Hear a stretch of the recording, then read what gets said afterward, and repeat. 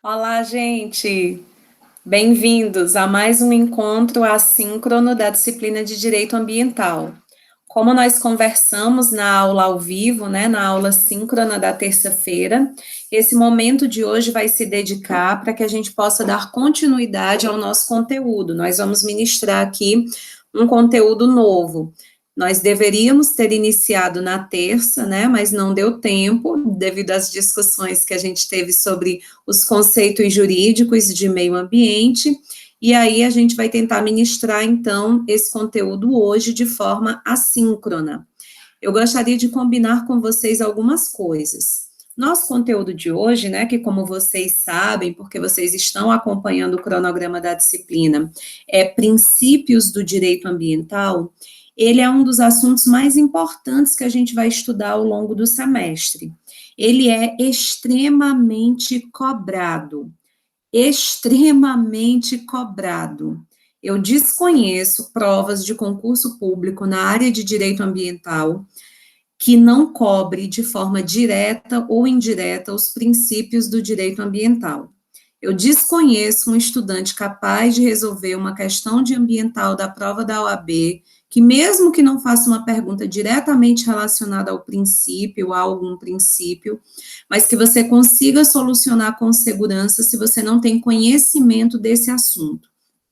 Então, eu estou dizendo isso para chamar a atenção de vocês que, às vezes, e eu sou muito sincera com vocês, a cada aula eu vou ser bastante transparente, às vezes tem conteúdo que a gente estuda dentro da disciplina, ele tem sua importância, seu impacto para a nossa formação, mas eu vou dizer para vocês, olha, gente, isso não é tão cobrado, isso não é tão visto, na advocacia ambientalista, talvez você se depare uma vez na vida com uma questão como essa. Então, eu tenho que estudar? Tenho. Mas se de repente eu não consigo me dedicar tanto àquela questão, eu não vou mentir para vocês, o prejuízo não vai ser tão grande.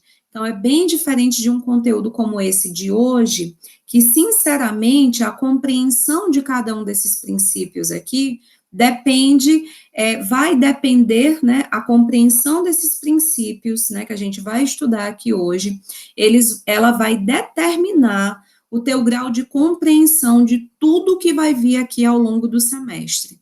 Então, para que eu consiga interpretar qualquer lei ambiental no Brasil, é necessário primeiro que eu compreenda esses princípios.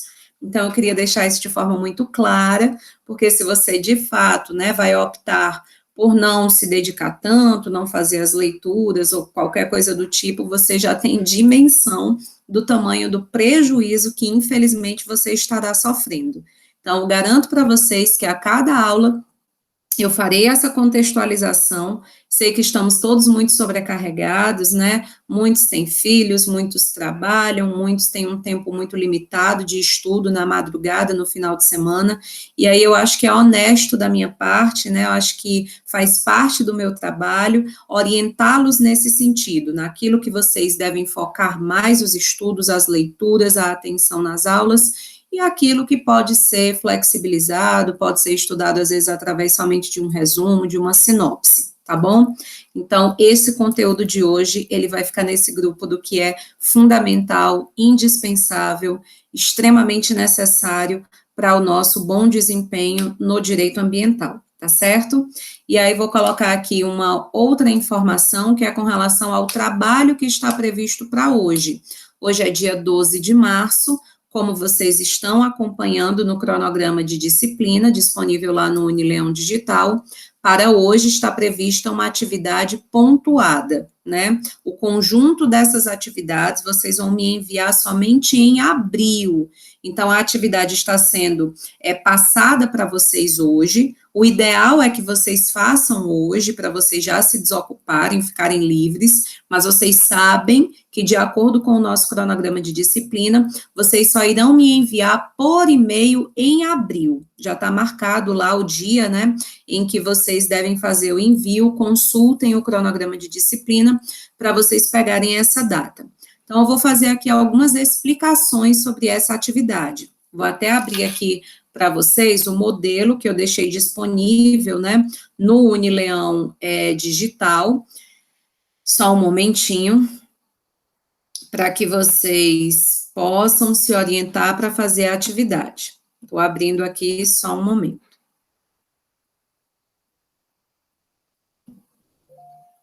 Eu deixei para vocês, já com a data de hoje, né? Hoje é a nossa aula 7, dia 12 de março, e aí vocês já podem acessar diretamente na data lá no Unileão Digital.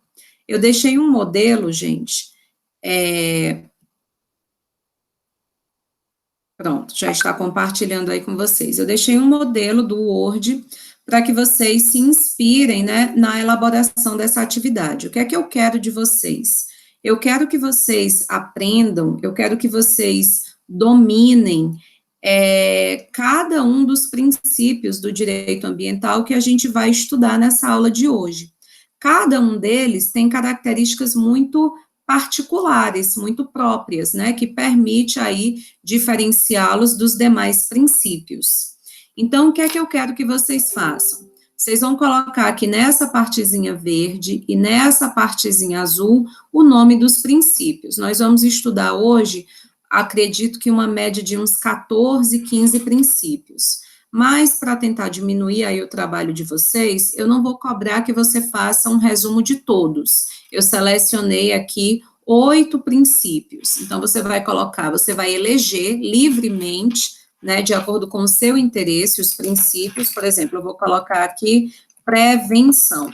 Pronto, princípio da prevenção. Foi um dos que eu escolhi. Princípio da precaução. Foi outro princípio que eu escolhi. Vou botar aqui princípio do poluidor pagador. Foi um outro que eu escolhi. E por aí vai. Vocês vão preencher os 8.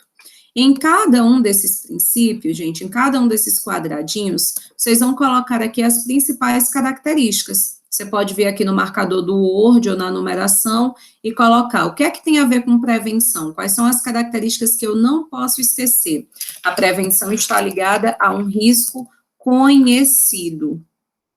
A prevenção, ela está ligada à questão científica. Esse risco, ele já foi identificado em alguma medida pelo conhecimento científico. A prevenção, ela tem a ver com licenciamento ambiental.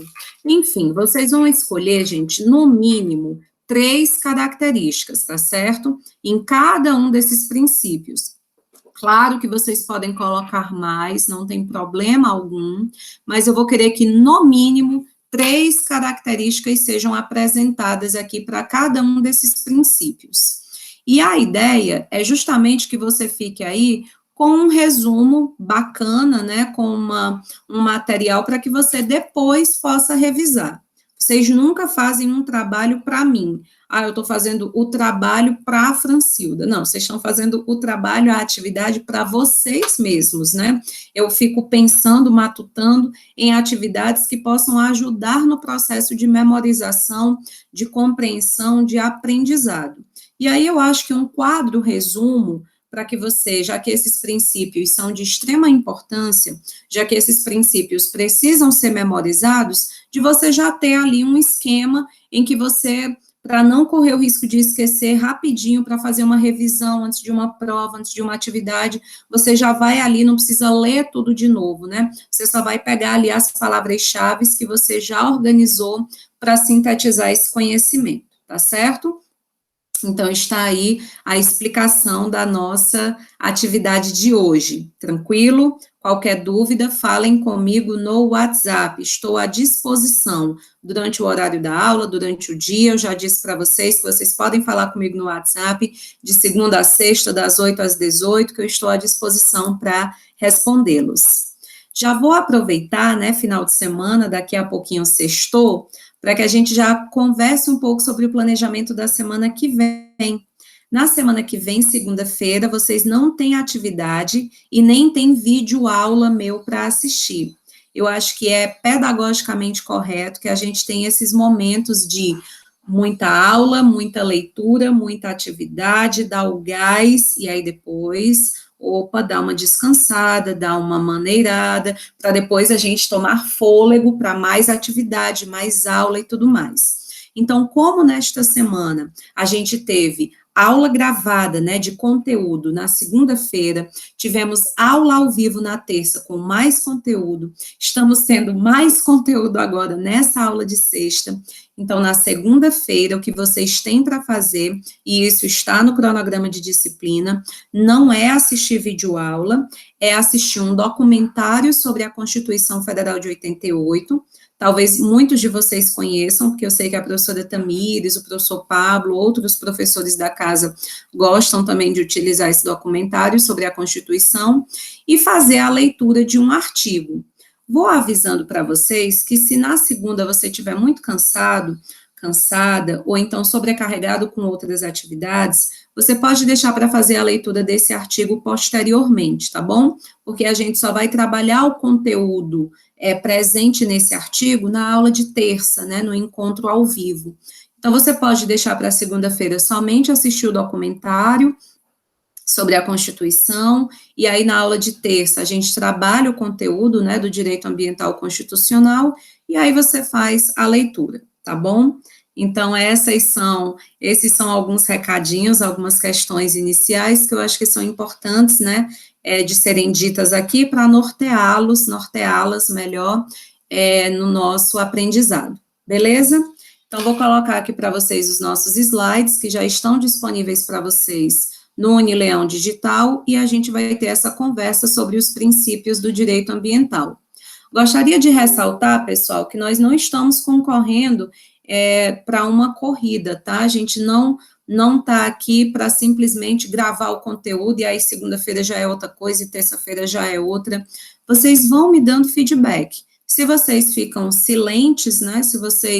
Eu vou gravando os vídeos, eu vou tendo aula ao vivo com vocês, eu vou passando textos e vocês não me dizem nada, eu vou entender que o ritmo tá bacana, que você está conseguindo acompanhar, que você está entendendo tudo e que estamos às mil maravilhas. Então, se não for o caso, por exemplo, como eu vou dizer mais uma vez para vocês, como esse conteúdo de hoje é de extrema importância, se vocês quiserem, na terça, né, no encontro ao vivo, a gente pode dar uma parada antes de começar conteúdo novo e fazer uma rodada de perguntas, de tira dúvidas, de esclarecimentos, para que não fique essa coisa, né, às vezes muito acelerada de conteúdo, e de repente você não está conseguindo absorver, né, tudo isso. Mas não tenho bola de cristal, não sou aí uma pessoa mediúnica, eu não tenho como saber se vocês não me falarem.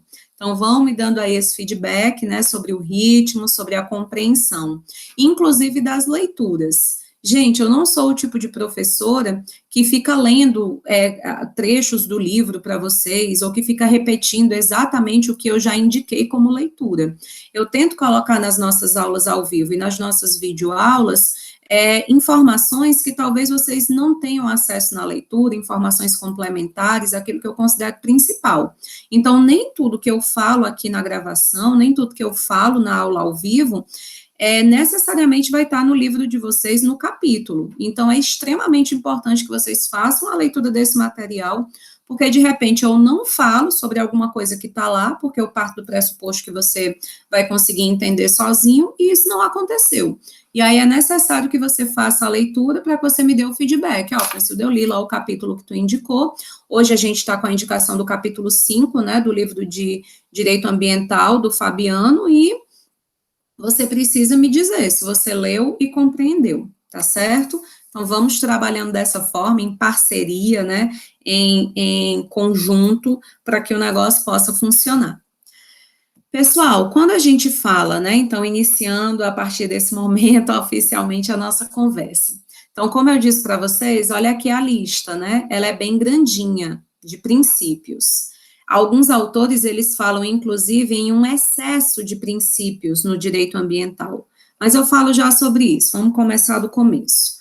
Quando a gente fala sobre princípios, pessoal, nós sabemos que nós estamos falando de um tipo de norma jurídica. Infelizmente, em razão da nossa herança positivista, ainda é muito comum que alguns autores, e profissionais do direito, no geral, né, quando usam a expressão norma jurídica, estão se referindo apenas à lei. Então, isso é uma visão muito reducionista de norma, é fruto da nossa herança positivista, e sabemos que não corresponde à realidade. norma jurídica, né, nós sabemos que corresponde à legislação, aos princípios, à doutrina, à jurisprudência, aos costumes gerais do direito. Então, quando a gente está estudando princípios do direito ambiental, nós estamos estudando normas jurídicas específicas do direito ambiental. E no caso do direito ambiental, como eu disse para vocês, que não existe um código, não é uma disciplina que está bem sistematizada, existe muita legislação esparsa, são muitas leis ambientais, elas inclusive estão espalhadas em ramos diferentes do direito, né? Tem coisa de direito ambiental que está lá no direito civil, por exemplo, a uso capião especial urbana. A gente estuda no direito civil, mas isso tem total relação com o direito ambiental, é um instrumento de direito ambiental. A gente estuda, por exemplo, a desapropriação para fins urbanísticos, para garantir a saudável qualidade de vida no meio ambiente artificial, e isso a gente não estuda propriamente no direito ambiental, a gente estuda lá no direito urbanístico, dentro de uma legislação específica de 2001, que é o Estatuto da Cidade. Então, estudar direito ambiental acaba sendo um desafio complexo por conta dessa grande quantidade de legislações espalhadas, muitas vezes em outros ramos do direito, inclusive, né, que vão impactar o direito ambiental. São legislações de décadas muito diferentes, a gente trabalha com legislação dos anos 80, trabalha com legislação de 2012, de 2001, então isso tudo impacta para que a gente consiga interpretar o direito ambiental de forma sistêmica, né, para que a gente consiga fazer desse emaranhado de leis, de políticas públicas dispersas aí pelo tempo e espaço, para que a gente consiga tornar um todo unificado, coerente, coeso, que faça sentido. E aí esse papel dos princípios é fundamental para essa função, para que o direito ambiental seja um ramo do direito coeso, coerente, né, tem liga, embora a legislação seja dos anos 80 e essa outra seja dos anos 2000, a gente consegue uni-las e fazer com que elas fiquem coerentemente ligadas a partir da interpretação que nós damos a elas, que seja no mesmo sentido, usando a mesma linha de raciocínio. E essa linha de raciocínio vai ser dada pelos princípios. Então, nós sabemos que os princípios são as normas que compreendem ali os valores mais elevados, né, daquele ramo do direito, que nos compreende, que nos permite compreender o fim precípuo das normas que permeiam essa disciplina. Então, quando a gente está estudando princípios do direito ambiental, nós estamos estudando, portanto, os principais valores que orientam a interpretação do direito para que a gente possa garantir a proteção do meio ambiente, sabendo que a gente não está falando apenas de meio ambiente natural, mas que a gente está trabalhando naquela proposta multidimensional, complexa de meio ambiente. Muito bem. O primeiro princípio que a gente vai trabalhar aqui é o princípio do meio ambiente ecologicamente equilibrado. Como a gente viu na aula de terça, esse princípio, ele está positivado de forma expressa no caput do artigo 225 da Constituição Federal de 88.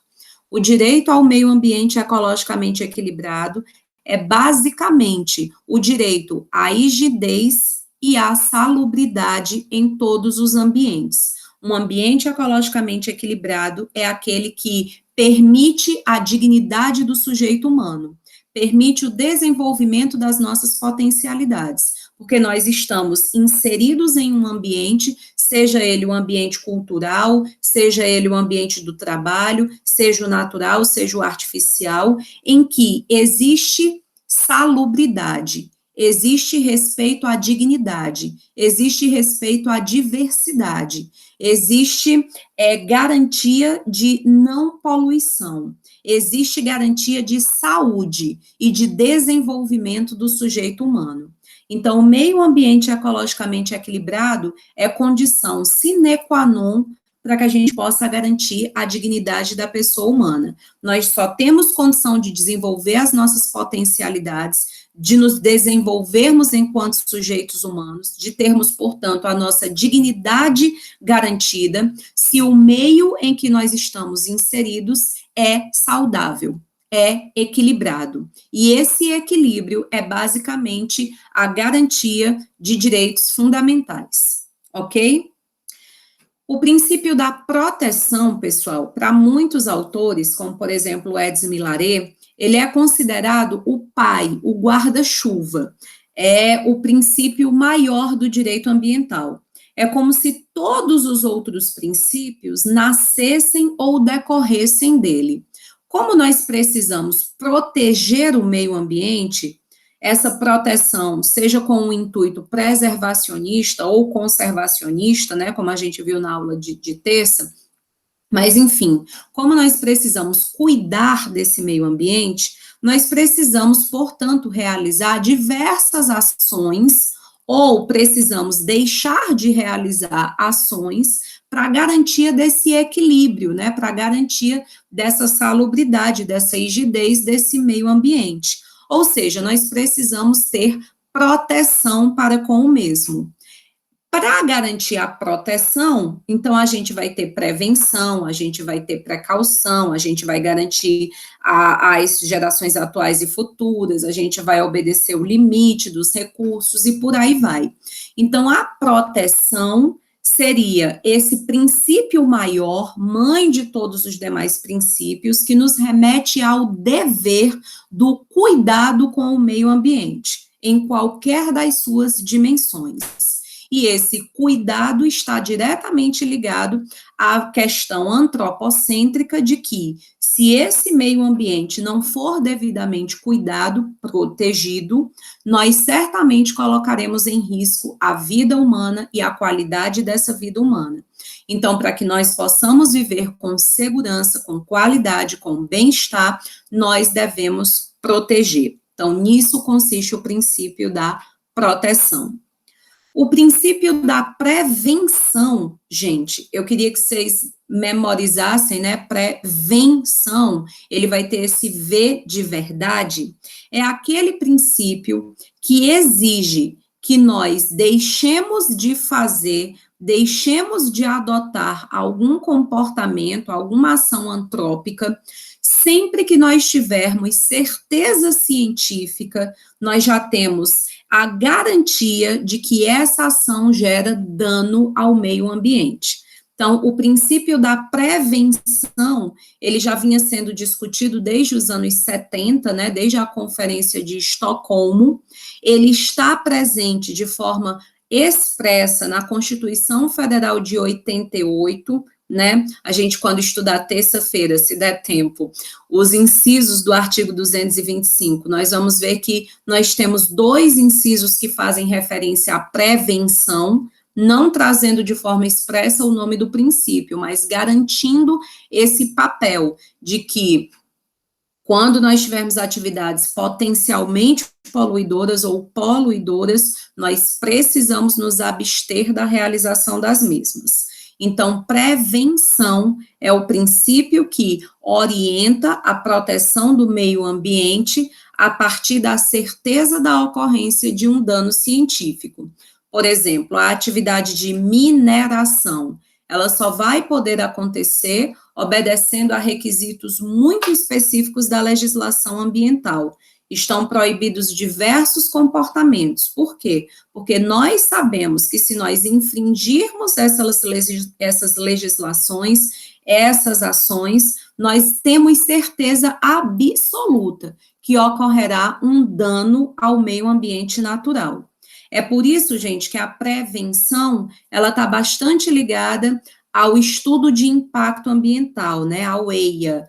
Toda vez que a gente vai realizar uma atividade de licenciamento ambiental, por exemplo, a empresa, para funcionar, pela natureza do serviço que ela vai ela vai precisar de uma licença ambiental. O que é que a gente vai realizar dentro do processo de licenciamento ambiental? Nós vamos ter técnicos, nós vamos ter cientistas do direito ou de fora do direito, para analisar essa atividade e verificar se ela é potencialmente poluidora ou se ela é poluidora. E a gente faz isso por meio da prevenção, porque a gente estuda, a gente aplica a técnica, o conhecimento científico, e a gente tem a resposta se ela é poluidora ou não. Se ela for poluidora ou potencialmente poluidora, talvez ela se torne proibida, ou então ela se torne permitida, né? Você tem a licença ambiental, mas você vai precisar obedecer diversos requisitos para que essa poluição que nós já temos certeza que pode acontecer, ela acabe não acontecendo. Por exemplo, né, ainda trazendo esse exemplo aí da mineração, a gente saber que existe o risco de, nessa atividade, haver a contaminação do solo, dos lençóis freáticos com mercúrio. O mercúrio é uma substância que a ciência, o conhecimento técnico já sabe, já existe certeza, não existe dúvida. Nossa, será que se houver uma contaminação por mercúrio na água, será que isso pode causar algum dano à saúde humana? Será que isso pode causar algum tipo de desequilíbrio ambiental? Não existe essa dúvida. Já existem estudos, já há comprovação de que o dano pode acontecer. Então, é por isso que essa atividade, para que ela possa acontecer, ela vai ter que obedecer uma série de requisitos, uma série de legislações, para que esse tipo de contaminação não aconteça, porque nós já sabemos que esse risco pode causar dano, sim, para a vida humana. Então, o risco, ele é conhecido, o risco, ele é evidente, o risco, ele é seguro. Prevenção. A precaução, que é um princípio que vai nascer somente nos anos 90 do século 20, né, mais precisamente na Rio 92, é um princípio que nós não temos aí a certeza do dano, né? Nós não temos ainda a garantia de que esse produto, esse serviço, ele pode trazer algum dano. Existe incerteza. Por exemplo, existe uma parte da classe médica que acredita que pode causar dano à saúde e uma outra parte da classe médica realizando estudos e conseguindo também demonstrar que esses danos não existem. Então, é uma situação ainda de incerteza, né? É apenas uma probabilidade, mas não há verdade científica consolidada a respeito da questão. Então, nesse caso, o direito ambiental, a proteção nos orienta que é melhor nós pecarmos pelo excesso de cuidado. Ok, nós não sabemos se aquilo ali pode causar dano. Tudo bem, a gente não tem essa certeza. Mas nós temos o risco de que, apesar da gente não saber, talvez cause. Então, é melhor a gente se abster. Ou então é melhor a gente regulamentar essa atividade de tal forma a evitar que esse dano ocorra. Então, a precaução, diferente da prevenção, está ligada à ausência de certeza a respeito do risco. E ela vai nos exigir, portanto, uma prognose negativa, né? Uma inversão do ônus da prova, né, gente? O que seria essa prognose, né, negativa no caso do princípio da precaução? Então, eu sei que é um nomezinho, às vezes, meio esquisito, né, diferente, mas é no sentido de que, quando não há pesquisas, quando não há dados, informações, objetivos sobre quais são os potenciais do risco daquela situação para a saúde humana, a gente ainda não tem, de repente, ainda instrumento técnico para conseguir medir, para conseguir verificar quais seriam os danos que poderiam ser causados. Então, a gente precisa agir com cautela, a gente precisa agir com prudência. Talvez seja melhor a gente não realizar aquela atividade. Então, nisso consiste, né, essa ideia dessa prognose negativa. E essa inversão do ônus da prova é porque, gente, quem vai precisar provar que a sua atividade, ela de fato não vai poder trazer riscos à sociedade, ao meio ambiente, é o empreendedor, é o sujeito que a realiza. Então, é ele, a obrigação de provar, né, passa a ser, no direito ambiental, do sujeito, a gente já parte do pressuposto de que é poluidora ou potencialmente poluidora, e caberá a ele provar que, na verdade, não é bem assim, ou então que é, mas que é possível dessa atividade ser desenvolvida a partir da aplicação da prevenção e da precaução. Pessoal, eu acabei de apresentar para vocês os 2 princípios que mais são cobrados em questões de concurso. Se vocês abrirem aquela página do que concursos, né, que tem várias questões atuais, antigas, vocês vão ver que o tempo passa e os examinadores, as bancas, elas não param de cobrar. As questões, elas normalmente envolvem prevenção e precaução, tentando gerar dúvidas aí no candidato, para que ele fique, né, aí sem confuso, na dúvida. Então, não quero que aconteça isso com vocês, quero que fique bem clara essa diferença de prevenção, risco conhecido, risco que a ciência já é capaz de saber, de conhecer, e precaução, risco desconhecido, risco que ainda existe controvérsia científica, por exemplo, a ingestão de alimentos transgênicos. Isso é uma questão extremamente polêmica ainda. Não há uma certeza se causa dano, não há uma certeza se não se causa dano. Então, é preciso ter cautela, ter prudência com relação a isso. Isso é precaução ou prevenção? É precaução pela ausência de certeza. O capítulo do livro que eu deixei indicado para vocês, o capítulo 5, ao final, ele traz uma bateria de questões de concurso, tanto objetivas quanto questões abertas, de nível de magistratura e Ministério Público. Se vocês tiverem a oportunidade de não somente fazer a leitura, mas tentar responder aquelas questões, eu acho que é um ótimo termômetro para que você perceba se está conseguindo compreender ou não. O princípio do desenvolvimento sustentável, gente, ele é um princípio constitucional, também está previsto no artigo 225. Alguns autores quebram o princípio do desenvolvimento sustentável em 2 princípios diferentes, né? Falam em desenvolvimento sustentável e princípio da solidariedade intergeracional, mas na minha visão, solidariedade intergeracional, intrageracional, que a gente já conversou na aula de terça, já está contemplado aqui dentro do desenvolvimento sustentável. Como nós sabemos, desenvolvimento sustentável é um modo de desenvolvimento que respeita o meio ambiente natural, que visa a garantia da satisfação das necessidades das gerações atuais e das gerações futuras. Basicamente, é um princípio que está tentando promover, que está tentando realizar a garantia de um equilíbrio entre a economia e os recursos ambientais. Por isso que ele está bastante ligado também ao artigo 170, né, da Constituição Federal, que trata das questões do desenvolvimento econômico. Então, esse desenvolvimento econômico deve acontecer respeitando-se os limites, a finitude dos recursos naturais, para que nós possamos satisfazer as necessidades das gerações atuais e futuras.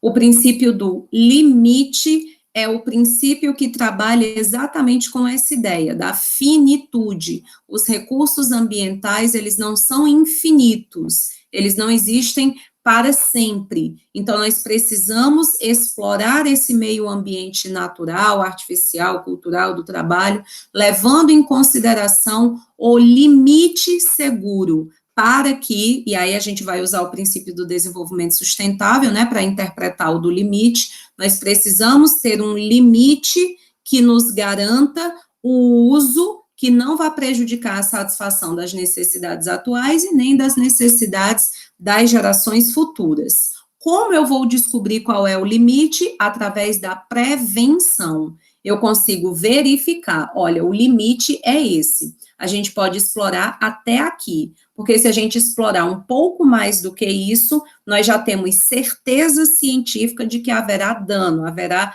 prejuízo. Então, o princípio do limite está diretamente ligado aí ao princípio da prevenção.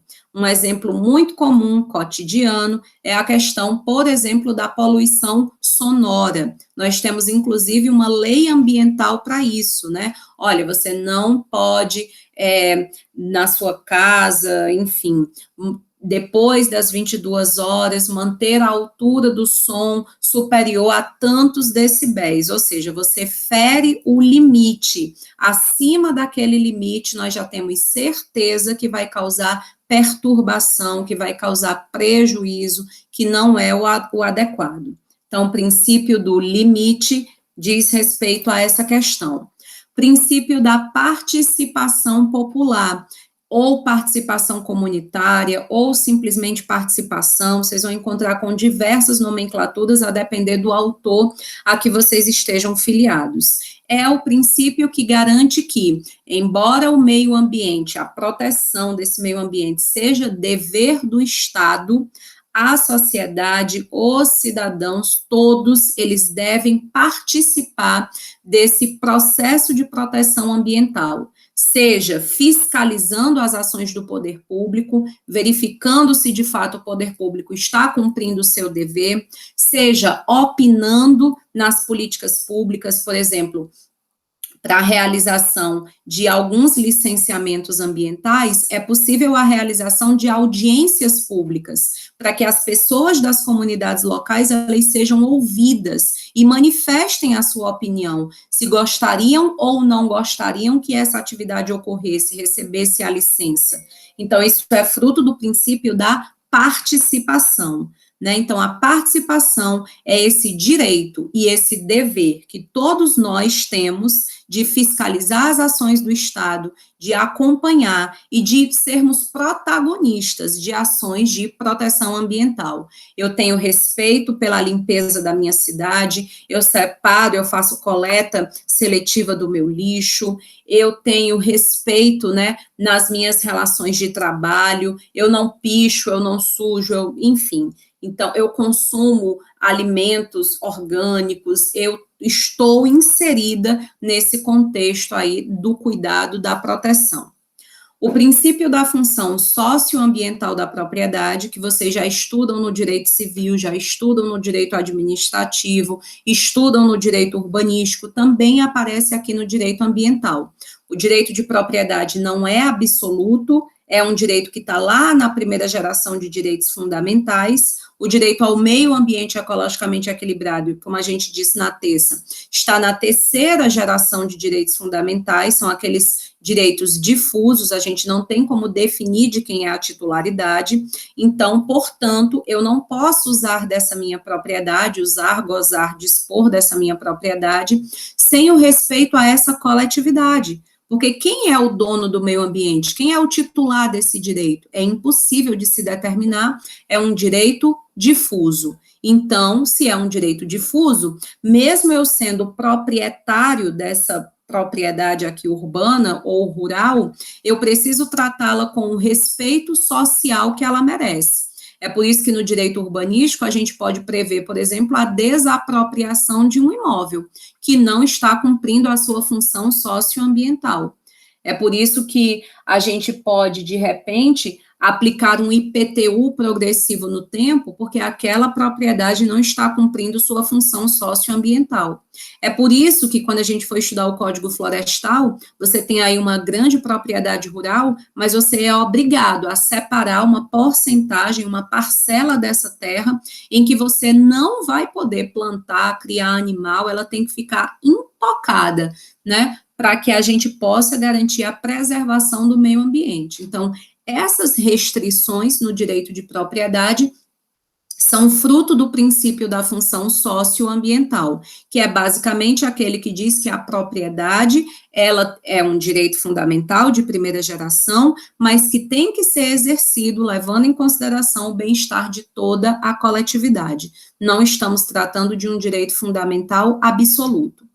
Princípio do poluidor-pagador, aquele que vai considerar que o empreendedor, aquele que realiza atividades, né, que são poluidoras ou potencialmente poluidoras, eles vão ter que perder uma parcela do seu lucro para investir esse valor em proteção ambiental. Então, por exemplo, se eu tenho uma empresa que eu tenho o conhecimento, por meio do princípio da prevenção, de que ela lança partículas pelas chaminés, que essas partículas são capazes de gerar poluição, então eu vou precisar tirar uma parcela do meu lucro, realizar aqui um investimento no uso de filtros, por exemplo, para essas chaminés, para que essas partículas não sejam lançadas ou sejam lançadas em menor quantidade, porque aquele que polui precisa pagar o investimento necessário para que se evitem os danos ambientais. Então, o princípio do poluidor-pagador tem um forte caráter econômico.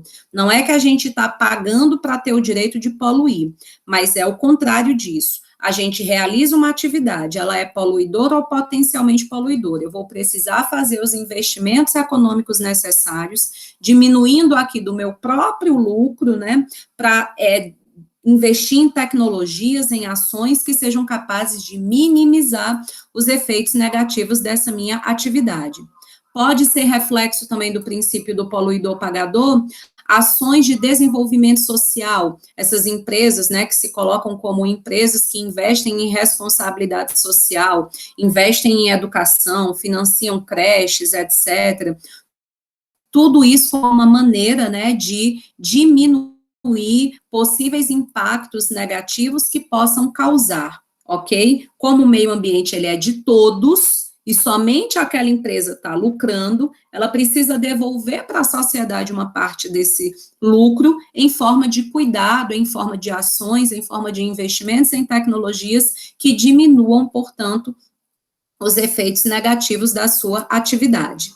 O princípio da responsabilidade, alguns autores consideram que a responsabilidade é uma faceta do poluidor-pagador, mas são autores em minoria, né? Os clássicos do direito ambiental, e aí o Celso Pacheco Fiorillo se destaca, eles consideram o princípio da responsabilidade como um princípio autônomo, né? Separado do poluidor-pagador.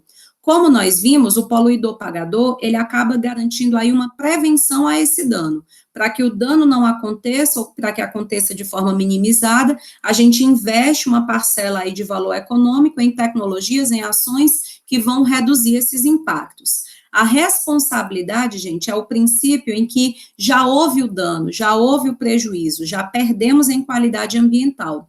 E agora precisamos reparar, seja do ponto de vista civil, administrativo ou penal. Esse princípio da responsabilidade está expresso em um dos incisos do artigo 225, como a gente vai ver na nossa aula ao vivo. Então, o princípio da responsabilidade é o fato de que nós poderemos responsabilizar civil, penal e administrativamente aqueles que cometem ilícitos ambientais. O que a gente deve evitar ao máximo é chegar justamente a essa questão de precisar aplicar a responsabilidade. O principal para o direito ambiental é realizar a prevenção e a precaução, para que o dano não aconteça. Se o dano já aconteceu, a gente vai precisar responsabilizar esses culpados. Mas nós sabemos que quando os danos ambientais acontecem, normalmente é muito difícil, é verdadeiramente impossível realizar a reparação. Como eu vou reparar vidas humanas ou não humanas perdidas? Como eu vou reparar a morte de um rio? Como eu vou reparar a devastação de uma área de florestas, quilômetros e quilômetros de área de mata virgem? Então, por mais que o sujeito vá pagar uma multa, ou vá ser preso, ou vá ter que indenizar, ele não vai conseguir reparar por completo, né, e não vai chegar nem perto disso o dano. Então, a responsabilidade é justamente aquilo que a gente quer evitar chegar se a gente aplicar bem a prevenção e a precaução. O princípio do protetor-recebedor é aquele princípio que visa estimular o sujeito que protege o meio ambiente. Então, eu protejo, eu tenho ações que são consideradas adequadas para a proteção ambiental, e aí eu vou receber por isso algum estímulo. Normalmente é um estímulo econômico, né? É um estímulo financeiro. Por exemplo, no caso de uma servidão ambiental, eu estou contribuindo ali para conservar aquela área, para preservar aquela área, então eu vou ficar isento de de ter que pagar o ITR, o Imposto Territorial Rural. Eu tenho um programa aqui no município que, se eu atingir X economia do uso da água, eu tenho um desconto no pagamento desse boleto, né, desse tributo. Eu não vou precisar pagar ITR, sobre o Imposto Territorial Rural, sobre aquelas reservas particulares do patrimônio natural, reserva legal, área de preservação permanente. Então, é como se fosse uma bonificação. Se eu estou realizando uma ação de proteção, então eu tenho o direito de receber um estímulo, um incentivo por essa minha ação. O usuário pagador, aí vem no sentido contrário, né? Os bens ambientais, eles são de titularidade difusa, né? Já dissemos isso algumas vezes aqui. Mas muitos desses bens ambientais, eles são tratados como bens econômicos, o uso da água, por exemplo, né? Então, a gente precisa pagar, é um bem ambiental, faz parte do meio ambiente natural, mas a gente precisa pagar para garantir que ele não vai ser utilizado de forma irresponsável, exacerbada, para garantir que vão ser realizadas ações para a preservação da qualidade desse bem. Então, a gente acaba pagando algum tributo para que a gente possa, né, utilizar o bem. Isso acontece, por exemplo, quando a gente, como Angra dos Reis, né, lugares de turismo ecológico sustentável, você tem taxas ali, né, ambientais em restaurantes, em bares, para circular em determinadas áreas de praia, e esse pagamento é porque eu estou utilizando desse bem ambiental, e aí eu estou pagando para que esse uso não se dê de forma irresponsável, que extrapole o limite, e que possa também financiar ações de proteção de cuidado ambiental. O princípio da vedação ao retrocesso ecológico, gente, isso aqui é para memorizar. Quando eu chego nesse princípio, me dá uma dor no coração, porque nós sabemos que, pelo menos desde 2012 para cá, inúmeras ações, elas foram péssimas, foram decisões terríveis para a nossa proteção ao meio ambiente no Brasil. E, no entanto, elas foram consideradas legítimas, né? A gente vai estudar alguns posicionamentos do próprio STF, que não, tá tudo certo, é constitucional, beleza, e, na verdade, prejudica a qualidade de vida ambiental. Então, esse princípio aqui, que infelizmente, né, está bem utópico no momento contemporâneo, é o princípio que proíbe que a gente possa autorizar, que a gente possa permitir qualquer ação que possa gerar prejuízo, que a gente esteja voltando, né, como se a gente tivesse avançado, já conseguimos garantir proteção, prevenção,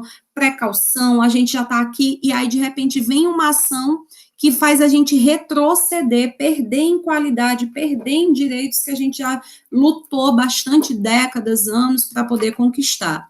Então, em tese, né, doutrinariamente, o Brasil adota esse princípio. Nós não poderíamos permitir a existência de legislações, de ações, de atividades econômicas que colocassem em risco todo o avanço de proteção ambiental que nós já tivemos. Nós não poderíamos retroceder.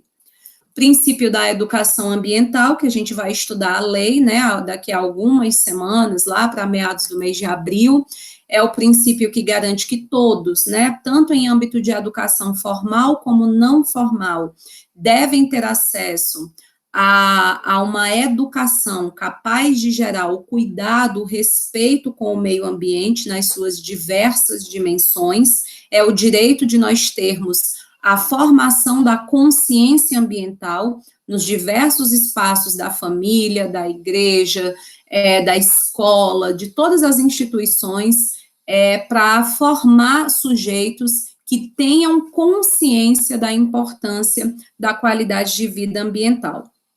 Quando a gente estudar a lei de educação ambiental, nós vamos ver como isso se dá tanto na educação formal quanto não formal. O princípio da cooperação, né, que diz respeito, alguns autores chamam de cooperação entre os povos, outros somente cooperação, é o princípio que diz que os países, eles devem cooperar, todos os povos do mundo, eles devem cooperar no sentido de promover proteção ambiental.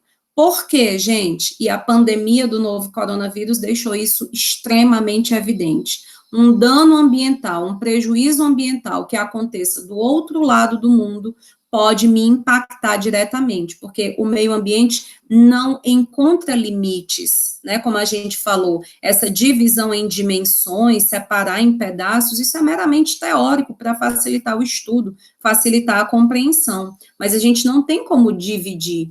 Então, um problema ambiental que acontece nos Estados Unidos impacta na qualidade de vida do Brasil, de qualquer país da Europa, né? Foi uma cidadezinha na China em que começou essa pandemia do novo coronavírus, né? Esse prejuízo à sadia qualidade de vida. E hoje a gente tem o mundo inteiro sofrendo as consequências disso. As preocupações com as queimadas da Amazônia, né? A ideia de que o prejuízo, caso a floresta seja dizimada, destruída, não se restringe ao Brasil. É o mundo inteiro que vai sofrer com o desequilíbrio ambiental por isso provocado. É a nossa preocupação aqui no Brasil com o derretimento das geleiras lá no Ártico, embora esteja muito distante da nossa realidade, mas a gente saber que a nossa temperatura, o nosso clima, poderá ser afetado em razão disso. Então, os povos devem cooperar para garantir essa proteção ambiental. O princípio da natureza pública da proteção ambiental, eu acredito que ficou claro na aula de terça, né, quando a gente diz que é dever do Estado, o direito ao meio ambiente equilibrado é um direito fundamental, o Estado tem o dever de promover ações, políticas públicas, legislações para garantir essa proteção ambiental, obviamente isso não exime o nosso cuidado, mas existe uma natureza pública no direito ambiental. Princípio do progresso ecológico, a ideia de que nós devemos sempre avançar, sempre estar garantindo a amplitude da proteção ao meio ambiente, seja de forma preservacionista, seja de forma conservacionista. Mas a gente não pode nunca achar que já fez o suficiente, que já está protegido demais, porque nós sabemos que quando ocorrem os danos, os prejuízos são incomensuráveis e muitas vezes impossíveis de serem recuperados. Então, por isso a gente deve estar sempre trabalhando para avançar a proteção. E o princípio da informação é o princípio que nos garante acesso a informações ambientais.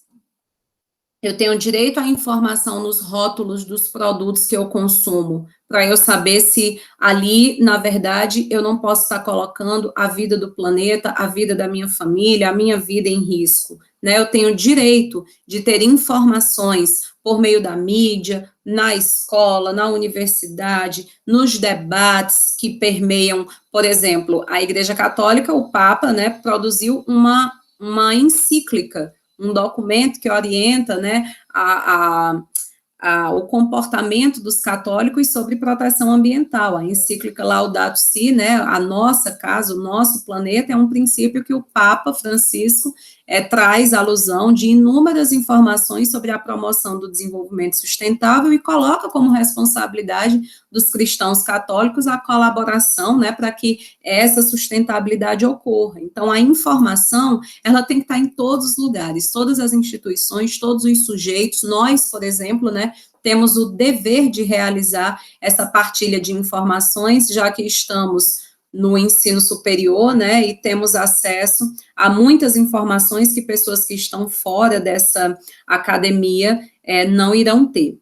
Gente, eu prometi para vocês vídeos curtos, eu disse que os vídeos iam ter no máximo 30, 40 minutos, essa, de fato, é a minha política, é a lógica que eu utilizo, mas como a gente tem esse conteúdo de extrema importância, muito denso, muito cobrado, excepcionalmente essa semana a gente precisou gravar um vídeo mais longo, não vai ser o habitual, mas dessa vez foi necessário em razão da importância do tema, tá bom? Então, fico à disposição de vocês, vou aguardar os feedbacks e até segunda-feira, de forma assíncrona, baixem o cronograma de disciplina para vocês assistirem ao documentário que está lá previsto, e se Deus quiser, até a terça, ao vivo, no horário AB, tá bom? Beijos, abraços, bom final de semana para vocês, bons estudos.